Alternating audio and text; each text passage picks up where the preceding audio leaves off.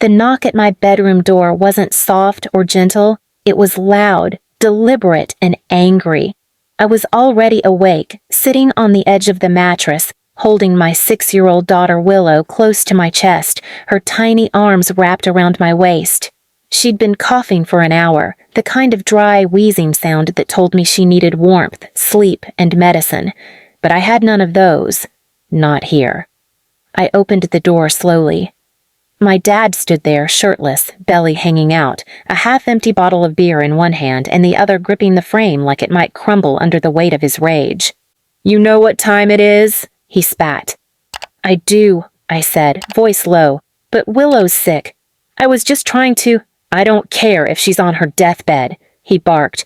"You're in my house, and my house doesn't shelter leeches. If you want heat, pay rent. If you want medicine, get a damn job."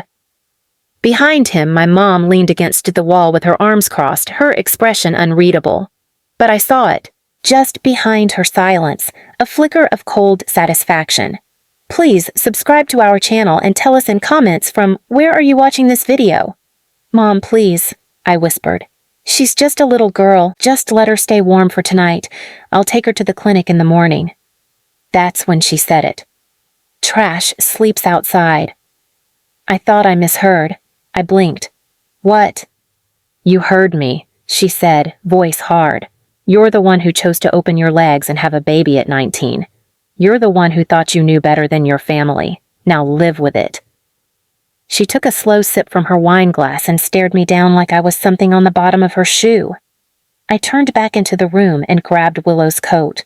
Her face was pale, flushed from fever, and her eyes looked too big for her little face. "Are we going on a trip again?" she asked softly. I choked down the sob clawing at my throat. "Yeah, baby. Just for a little while." By the time we reached the bottom of the stairs, my sister Ava was standing at the top, arms folded, hair perfectly curled from whatever party she'd just come home from. She smirked and said, "Finally, I thought they'd never throw you out. Thought maybe they were getting soft." She laughed. Actually laughed. Willow looked up at her, confused. "Aunt Ava, are you happy?" Ava grinned wider. "Oh, sweetheart, I'm thrilled. Mommy's finally learning where she belongs." I opened the door and the wave of cold hit us like a slap. "Don't slam it," my mom called as we left. "We don't want to wake the neighbors with your drama." I closed it gently. Outside, it was 42 degrees and dropping. The street was silent, streetlights buzzing like dying bugs. I wrapped Willow tighter in the blanket I'd snuck out with and kept walking. There was nowhere to go, no friend who hadn't already distanced themselves from the girl who ruined her future, no extended family who hadn't made their opinions clear. My phone had 7% battery. I sat down on the edge of a closed gas station's curb and held Willow while she drifted into a shallow, fevered sleep. I stared up at the moon. They threw me out like garbage. "And Ava?" Ava laughed. "She always got everything, her own apartment, a car. Dad paid for her degree. Mom helped her furnish her place like she was royalty. When I asked for a $20 copay for Willow's checkup, I got a lecture on personal responsibility." That night, as I sat under a broken street lamp with my sick daughter clinging to me, I made a decision. I was done begging. I was done asking. They called me trash. I'd show them what it looked like when trash turned to fire. And next time the lights went out, it wouldn't be on me. It would be on them. And this time, nobody would be home to turn them back on.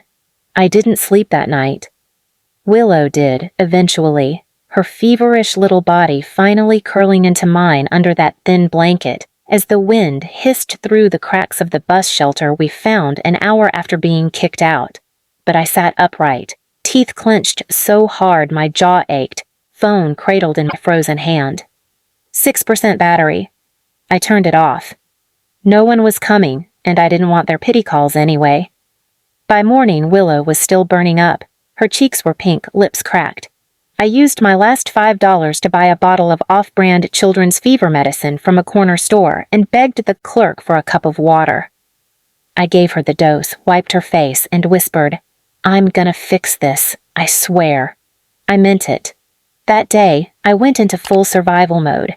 We found a temporary shelter that let us stay a few nights. The social worker there asked too many questions, so I smiled, told them we were just in between housing, and promised I'd find work soon. And I did. At a diner on the edge of town, the kind of place that only hired if you walked in looking desperate and promised to work weekends. I scrubbed tables, restocked syrup bottles, and cleaned toilets during the graveyard shift. Willow stayed with a kind woman from the shelter during my hours. I didn't rest. I didn't cry. I planned. Every shift, every dollar saved, every quiet conversation I heard from people with money, power, or shady connections. I listened. I learned. And 2 months later, I got a second job, receptionist at a small HVAC company. You read that right, heating and cooling systems. The kind of place that installed smart thermostats, electric locks, surveillance, energy usage logs, and more importantly, remote systems. I made sure to be helpful, friendly, eager.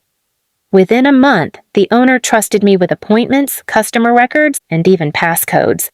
When I saw my parents' names come up in the system, of course they used this company, I smiled for the first time in weeks. They had the full smart home package installed just weeks earlier. Ava's name was listed as a backup user. Of course! I copied everything. I knew their schedules. Dad was always home around 6:30 p.m., beer in hand by 6:35. Mom took her wine out to the patio by 8. Ava came home late, spent hours in her room blasting music, and never locked the windows. I waited 2 more weeks, played it safe. Then, on the hottest weekend in July, a record-breaking heat wave in our region, I made my move. Friday afternoon, I remotely triggered a system glitch. Their AC shut off. I watched as calls came in, complaints filed. System is cycling too high, house feels like a furnace. I answered the call from my end. Hi. Yes, I see the issue. We're sending someone on Monday. Monday. 3 days of 100+ temperatures with no cooling, but I wasn't finished. Saturday night, I set the electric blinds to lock closed. Then I reduced their thermostat to heating mode and locked the override. Inside, the temperature rose to 94, then 97, then 101. I knew what I was doing. The system had a safety shutoff just before 106, but it wouldn't come to that. Because the next morning I showed up. Not as a daughter, as the technician. I rang the bell in my branded polo shirt and clipboard. Mom opened the door, her hair slicked with sweat, shirt clinging to her chest. You? She blinked. Hi, I said sweetly. Here to fix the furnace issue. I hear it's been unbearable. Dad stumbled into the frame, red-faced and furious. It's a damn oven in here. Your stupid company screwed us. Oh no, I gasped. That sounds awful. Must be, what's the word? I tilted my head. Trashy? They froze. I pushed my way inside. The air smelled like melted plastic and sour wine. I walked over to the smart panel. Oh, seems the override was tripped. Who would have done that? Mom's eyes narrowed. You little... Careful, I said, tapping the screen. We wouldn't want the power to go out too, would we? Might take days to get someone out. You know how backlogged we are during summer. They stared at me. Willow was standing in the doorway. I'd brought her with me this time. Ava came stumbling down the stairs, makeup running, hair a mess. She blinked. You? What the hell are you doing here? I smiled wider. I just wanted to return the favor. Ava scoffed. What are you even talking about? You laughed when we were thrown out. Remember that? She didn't answer. I do. Willow does too. And guess what? I've got the admin codes now. Every beep, every flicker. Every night you wake up sweating. It'll be me. I tapped my badge on the thermostat. And by the way, your security cameras? I looped the footage. You can scream all you want, but no one's watching. Dad lunged toward me. I raised the clipboard and smiled. This? This is just a visit. Next time I'll be pressing charges. Want to know how many labor laws you violated kicking out a minor with a fever into the cold? He froze. Didn't think about that, did you? I turned toward the door, took Willow's hand, and paused just before stepping out. Oh, and Mom? She turned slowly. Next time you see a photo album missing someone's face, don't bother calling me. That page burned. It took them 2 more weeks to realize I was serious. At first, they thought I was bluffing, thought the broken system was just a coincidence, thought I'd flinch like I always had. But then, the coincidences kept piling up. Ava's music system would randomly start playing static at 3 a.m. The hot water in the master bathroom would suddenly run ice-cold mid-shower. Lights would flicker at the exact moment Mom would open her wine cabinet. Sometimes the entire house would lock itself for 10 minutes straight while the air conditioning stayed disabled and the thermostat silently rose. It didn't take long before Mom called me. Not crying, not yelling. Begging. "You made your point," she rasped. "Turn it off." "Oh, I thought you liked the heat," I said sweetly. "Didn't you say I needed to sweat out my attitude?" "It's dangerous," she snapped. "We could die in here."